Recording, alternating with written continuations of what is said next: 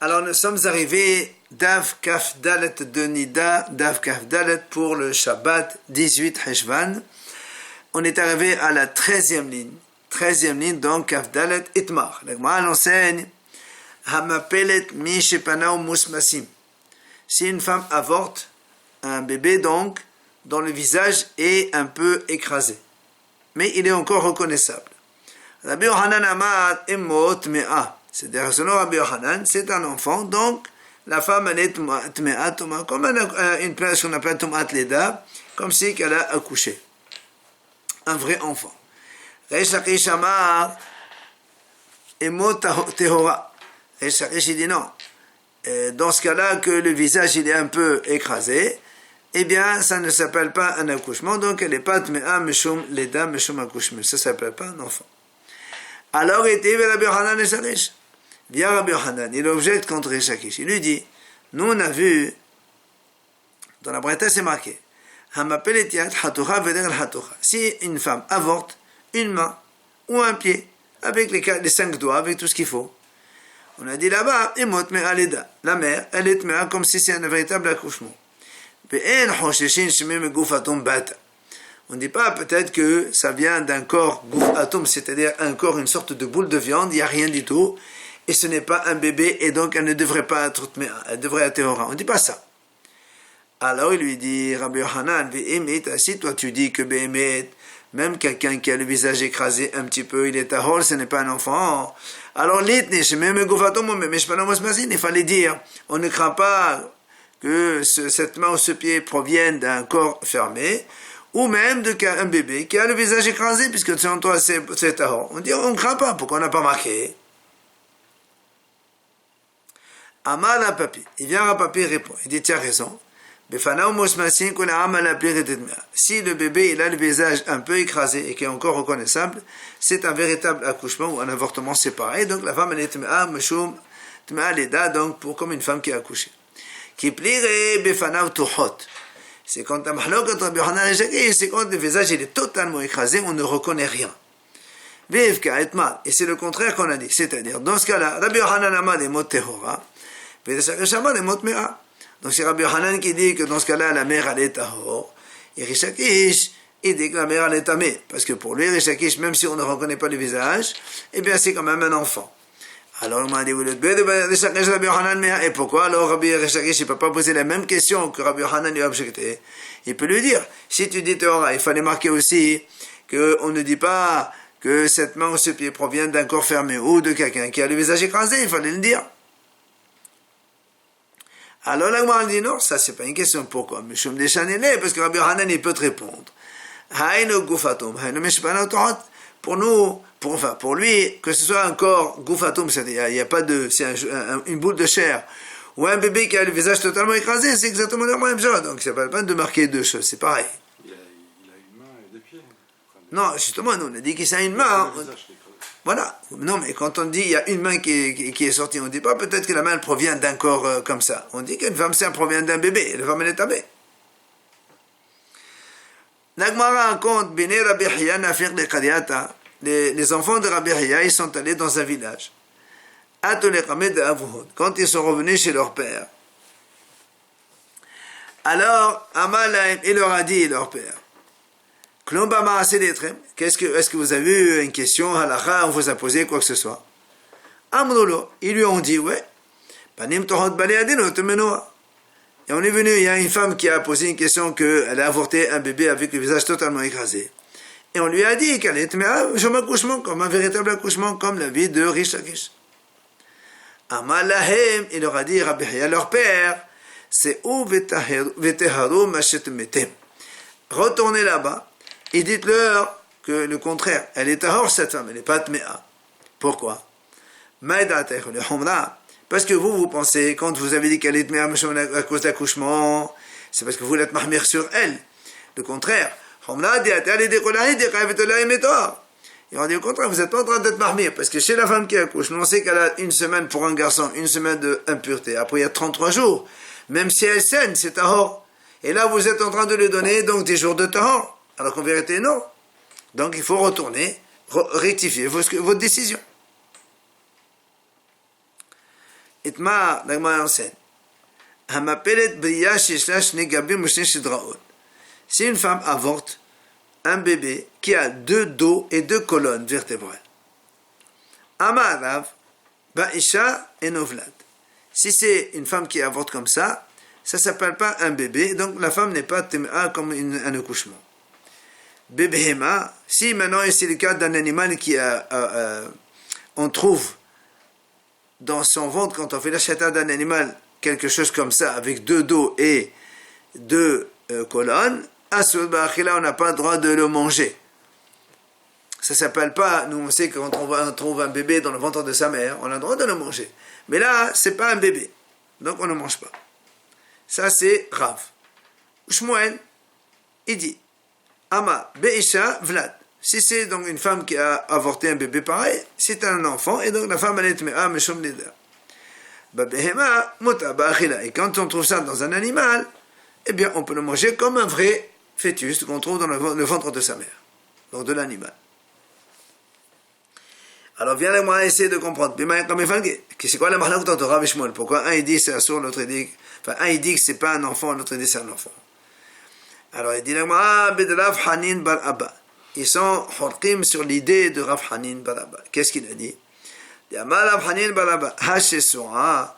Quand la Torah dit Hashesura, pour eux, ça veut dire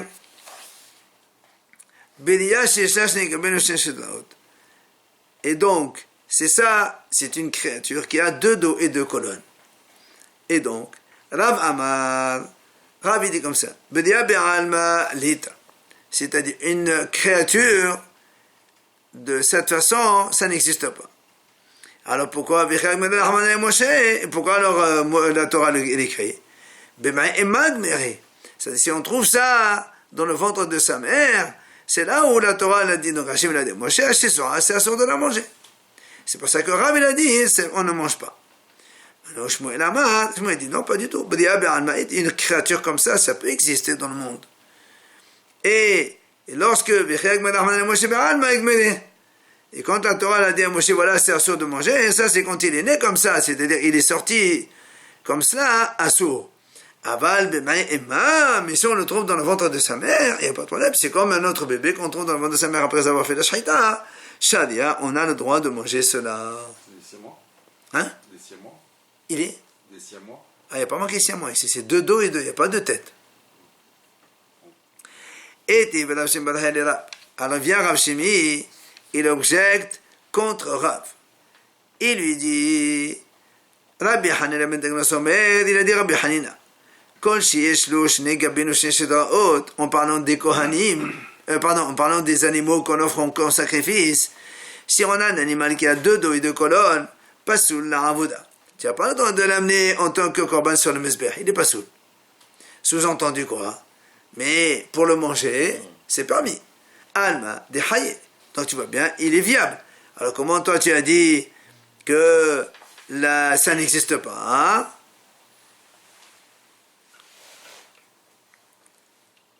Enfin, la Gemara a dit, en fait, la question, elle est sur aussi bien Rav que Shmuel. Parce que Rav, il a dit, donc c'est assourd de manger. Shmuel, il a dit aussi, donc quand elle sort, elle est aussi assourd. Pourtant, là, on voit que ça vit et donc on peut la manger. C'est ce que Rav Shimi objecte à Rav. C'est quoi exactement?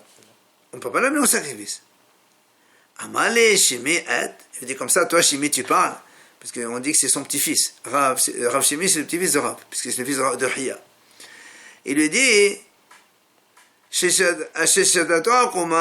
là-bas, on ne parle pas qu'il a 2 colonnes et 2 dos. En fait, il a la colonne qui est donc tellement tordue qu'on dirait qu'il y a 2 dos. Mais en vérité, c'est un seul dos. C'est pour ça que là-bas, on a dit pour le korban, c'est pas soul, mais pour le manger, c'est motard. Mais de nouveau, la Gemara objecte. Elle dit, on a vu la Braïta, elle dit comme ça, Yesh ba'obarin shehen asurin. Donc, parmi les animaux, des fois, les bébés, ils sont assourds. Exemple, ben arba'a le daqqa, ben shmona le gassa. Et nous, on sait que les ovins, les chèvres et les moutons, ils accouchent à 5 mois. Si un animal, il avorte, enfin, même s'il accouche à 4 mois, eh bien, il est assourd de manger, on le considère comme mort. Et pour les gros animaux, les bovins, c'est 9 mois, comme chez l'homme. Et chez Mona, s'il est né à 8, alors là aussi, il est considéré comme mort. Donc on n'a pas le droit de le manger.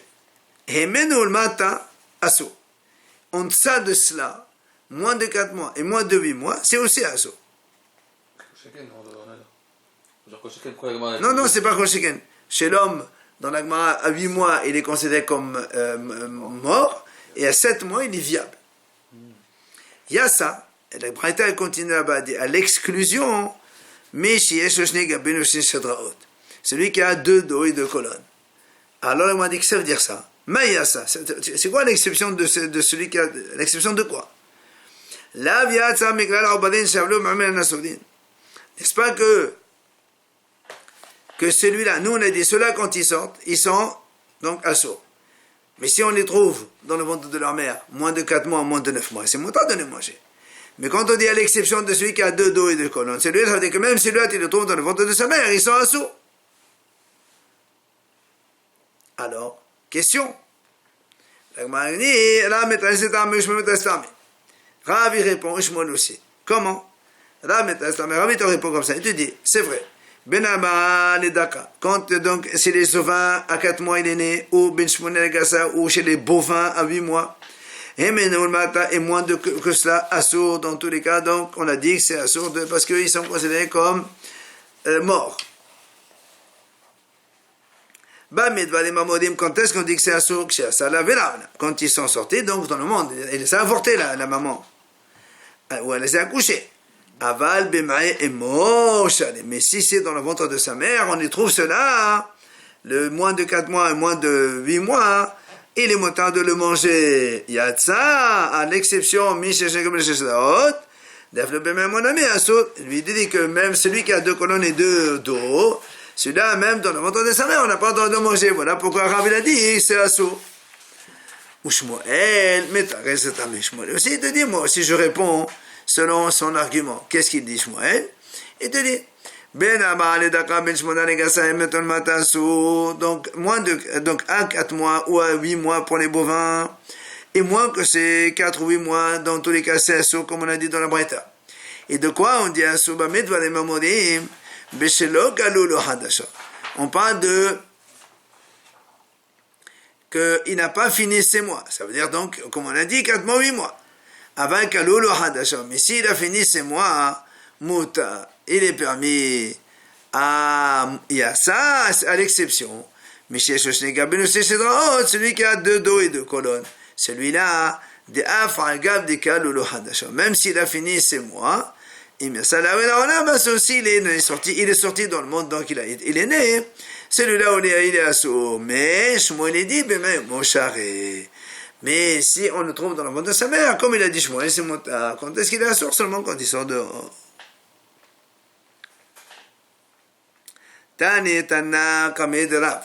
Voilà un Tana innocent devant Rav, il dit Hamapelet Briat Gouf Sheno Hatou. C'est-à-dire une femme qui avorte un gouffre, il n'y a pas de forme, c'est comme on a dit, une boule de chair. Ou bien une tête ronde, il n'y a pas de forme de visage, rien, la tête. Alors, est-ce qu'on va dire que la femme, elle est comme si c'est un accouchement? Ça est marqué dans la Torah. Une femme qui donc va produire une semence via Dazachar, après elle accouchera un garçon. C'est marqué, etc. dans la Torah. Et après la suite, elle dit, et le 8e jour, il fera la Brit Mila. Donc, la Gemara déduit de là, c'est-à-dire celui qui est apte à avoir une Brit Mila à 8 jours. Celui-là, donc, il y aura la femme, elle sera tamée, etc. À l'exception de cela, qu'il n'y a pas de Brit Mila, puisque ils ont une tête ronde, il n'y a pas d'organe génital pour faire la Brit Mila. Donc cela, la mère, elle n'est pas tamée à l'Eda. C'est ce qu'il lui répond. Il dit, de la même façon que nous on a dit que quand la Torah dit comme ça, une femme qui accouche un garçon, elle est tamée, après le 8e jour, on fait la Brit Mila. Donc la Brit Mila, elle est liée avec la Torah. Si on peut arriver à faire la Brit Mila, c'est que la femme elle est tamée. Mais comme ici, il n'y a pas d'organe, on a dit c'est une boule de chair ou une tête ronde comme ça sans rien, alors la femme elle n'est pas tamée à l'Eda. Amal et Rav, Vesayim Bahachi. Il continue, finit la suite. Même celui qui a 2 dos et 2 colonnes aussi, tu dis la même chose, puisqu'on ne peut pas faire donc à 8 jours la Brit Mila, la même chose on va dire qu'il n'y a pas de tomate d'Eda. Pourquoi? Parce que ce n'est pas un enfant qui est viable. Rabbi Yirmiyah Barabba, lui il pensait faire comme Shmuel. C'était une femme qui a avorté un enfant qui a donc 2 dos et 2 colonnes.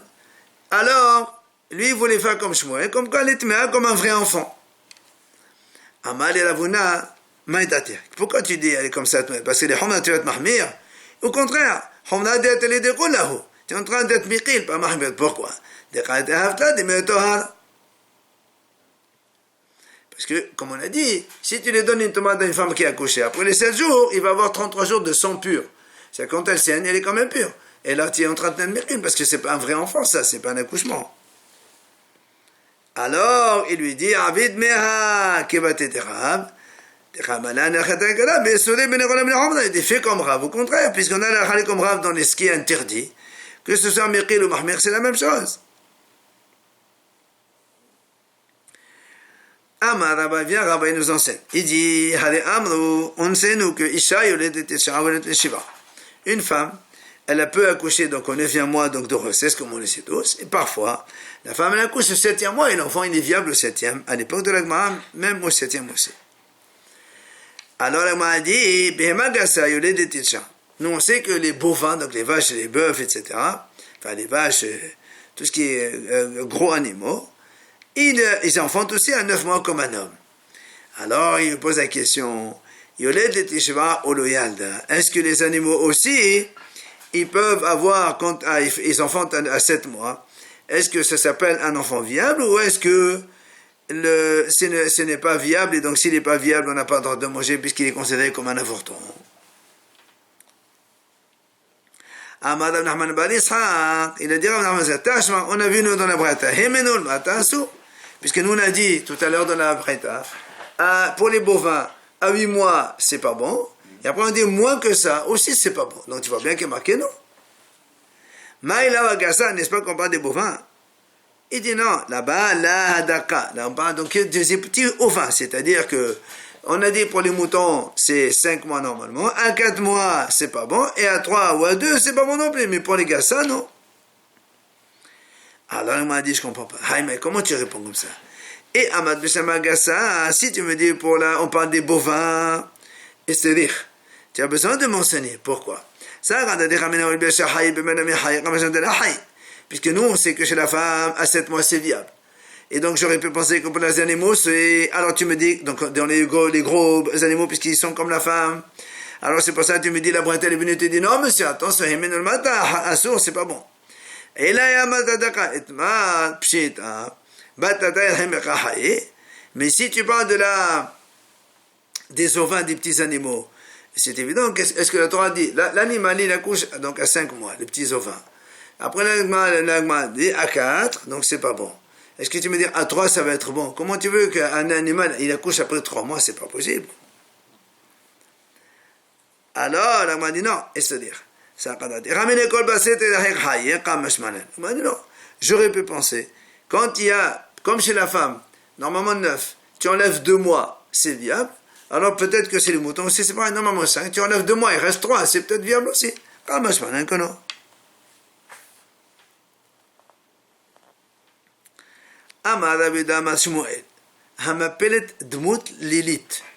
Si une femme avorte la forme de Lilith. Lilith, c'est quoi? C'est un enfant avec des ailes. Un corps avec des ailes. Et Maud Me'alida. Il dit, c'est comme un enfant. Vladou. Et là, c'est ce qu'on a fait. Voilà. Tanyana Me'achi. Il y a un ramène ici pour appuyer. Amarabi c'est Ma'ase Bessimoni dans un endroit qui s'appelle comme ça, donc une femme justement qui a avorté une femme pareille, donc un bébé avec des ailes. Haramim ont dit, oui, Vladho, c'est que c'est un enfant, donc la femme, la mère, elle est Aleda comme une femme normale, un accouchement normal. Ham appelle de Dmout Nahash. Donc, moi, elle continue à dire ici, une femme, elle avorte un enfant en forme de serpent. Rabbi Hanina, le neveu de Rabbi Yoshua, il a montré la halakha comme quoi cette maman, elle est comme un vrai accouchement. Il est parti Rabbi Yosef, il a raconté ça à Rabban Gamliel. Il a envoyé Rabban Gamliel. Rabbi Yoshua, amène-moi ton frère et viens avec lui. Pas ton neveu, quoi. C'est lui qui a dit, c'est ce fameux Hanina. Il dit, amène-le-moi ici et viens avec lui. Quand ils étaient en route pour aller chez Rabban Gamliel, la belle-fille de Hanina, elle est sortie à sa rencontre. Amra lui a dit, Rabbi, il lui a dit, si une femme avorte comme un serpent, c'est quoi le din? Amal et Mothora. Et il lui a dit, c'est tahor. Comment? Ma belle-mère, elle m'a dit que toi-même tu lui as dit que c'est tamé. Alors elle m'a dit, c'est tam. Elle dit, pour quelle raison j'ai dit ça? Elle dit, et le gagano à gauche, c'est la dame. Elle dit, parce que le serpent, il a l'œil rond comme celui d'un homme. Et nous on a dit, quand il a la forme d'un homme, c'est comme un homme. Mais tord de Bale Haniska de Yoshua. Eh bien, à partir de cette explication que la femme a donnée, Rabbi Yoshua il s'est souvenu, il s'est rappelé. Et donc lui-même, Shalach le Rabban Gamliel, il a dit à Rabban Gamliel, mais pire la Hanina, c'est vrai, c'est moi qui lui dis que la femme elle est tahor. Pardon, mais Aleda parce que c'est un enfant, parce qu'il a la forme donc d'un homme. Et là, m'a dit, Amad Abaye dit comme ça en conclusion, on apprend de là. Il dit un enseignement, il donne toujours une raison. Comme ça, quand on lui rappelle la raison, il se rappelle de la halakha comme ici. Donc il se rappelle. Matitin. La Mishnah, nouvelle Mishnah nous enseigne. Hamapelet Shafir. Si une femme, elle rejette, comme ça on va dire, elle avorte. Shafir, donc le placenta. Malémaï, il n'y a que de l'eau dedans. Malédam, ou bien plein de sang. Ou bien malé génonym, ou bien plein de liquides couleurs différentes. Et on ne craint pas, peut-être que c'est un enfant, et donc elle n'est pas tméa comme une femme qui a accouché ou qui a avorté. Maintenant, si ce sac, il a été médocham, c'est-à-dire on voit là-bas des membres, petites mains, petits pieds, des trucs comme ça, hein? Alors, on va donc rendre donc la femme impure comme pour un accouchement. Et comme on ne sait pas si c'est un garçon ou une fille, on lui donne 14 jours d'impureté comme une fille, et après que 26 jours de pur comme un garçon. On est mahmir sur les deux côtés. Hamapel et sandal ou chilia. Si une femme elle avorte, sandal, une forme de chaussure, Hachamim disent en général, quand il y a une chaussure comme ça, c'est qu'il y avait deux, et un il a créé l'autre, il aplatit complètement comme une chaussure. Donc c'est un vrai enfant. Au chilia, c'est le sac où se trouve le bébé. Et comme il est vide, normalement il était même un chilia blovla. Donc c'est sûr qu'il y avait un enfant dedans. Donc elle est meshum leda. Alors viens avec moi à poser une question. Tu m'as dit que quand une femme elle avorte un sac plein d'eau, plein de sang, d'accord, c'est rien du tout. Elle a génonyme. Tu as dit, mais s'il y a plusieurs couleurs, c'est aussi, donc on ne craint pas que c'est un bébé. Pourquoi? Peut-être qu'il y avait un bébé, il a fondu complètement. Et donc, elle doit être Aleda. Amar Abaye, sur ce, il dit Abaye, combien de vin elle a bu cette mère? Il y a une haï, c'est-à-dire un vin pur, sans avoir coupé avec de l'eau. Combien elle a bu de vin cette femme pour qu'elle provoque que le bébé il fonde donc à l'intérieur de son ventre.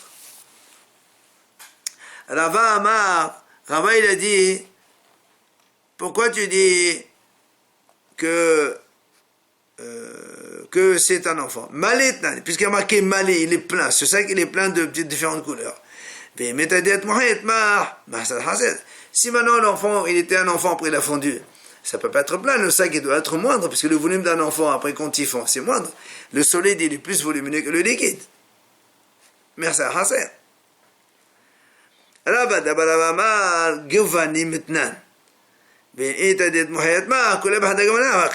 Rabada lui dit, il y a marqué Gevanim, c'est plusieurs types de couleurs. Ici vraiment il a fondu, ça doit être une seule couleur puisque ça fait uniforme. Tania Abba Shaoul Omer, Abba Shaoul dit, Kovel Metim Hayit, lui il a enterré les morts. Et je regardais les os des morts. Et j'ai remarqué, Hashoté Yain Hay, Asmota Srufim. Celui qui boit du vin pur, ses os ils sont Srufim. C'est-à-dire, ils sont donc noirs, comme ça, on va dire comme ça. Parce que le vin, il est très fort.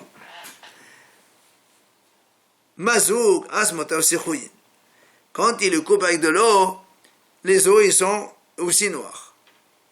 Mais peut-être un peu moins, voilà, un peu moins foncé. Rachid a dit, il n'y a pas de moelle dedans. Top. Maintenant, Kalao et Asmotam Shuhin. S'il boit du vin de façon normale, alors il a au contraire les os qui sont bien comme il faut, Mishuhin, bien. Et celui qui boit plus qu'il ne mange, il aura les os qui sont brûlés. S'il mange plus qu'il ne boit, aussi les os sont noirs. Kalao, et s'il mange convenablement, ils sont bien. Tania, Abba Shaoul Omer. Certains disent que c'est Rabbi Yochanan qui raconte ça. Il dit, moi je suis donc j'enterre les morts. Une fois j'ai couru derrière un cerf. Je suis rentré dans la hanche d'un mort. Et j'ai couru là-bas 12 km. Et je n'ai pas réussi à attraper le cerf. Et la hanche dans laquelle je suis rentré, elle n'est pas encore finie. Ça veut dire que c'est quelqu'un qui a une jambe qui mesure plus que 12 km. Quand je suis revenu donc à mon départ, c'était la jambe de Og Melech HaBashan. Donc tu as encore de la route.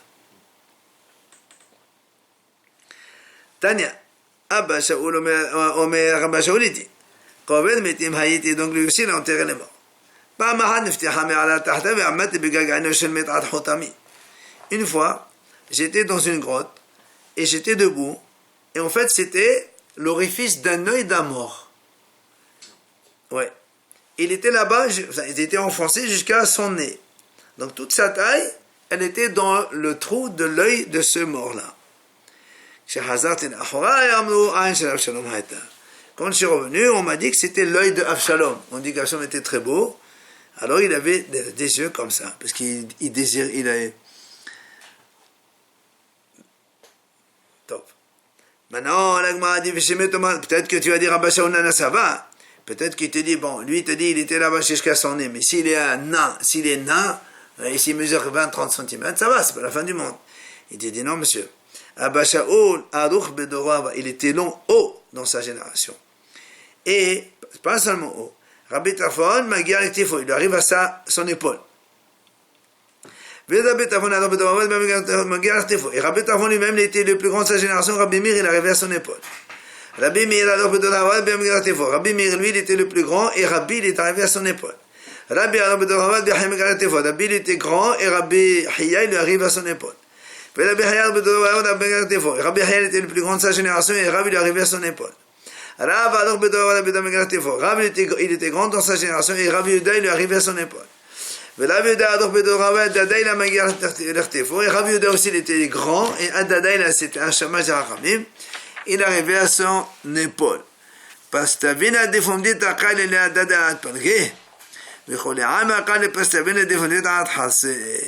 il dit ce fameux monsieur qui s'appelait Pastavina, il a pété la pomme dita, il arrivait jusqu'à la moitié de Adadaïna, Et tout le monde, il est arrivé jusqu'à la hanche de ce Fumdita. C'est pour te montrer que Abba Shaul, combien il était grand, et il était là-bas enfoncé dans l'œil de Avshalom, et il ne s'est même pas rendu compte. Après, on lui a dit, voilà, tu étais dans le trou de l'orifice de l'œil de Avshalom.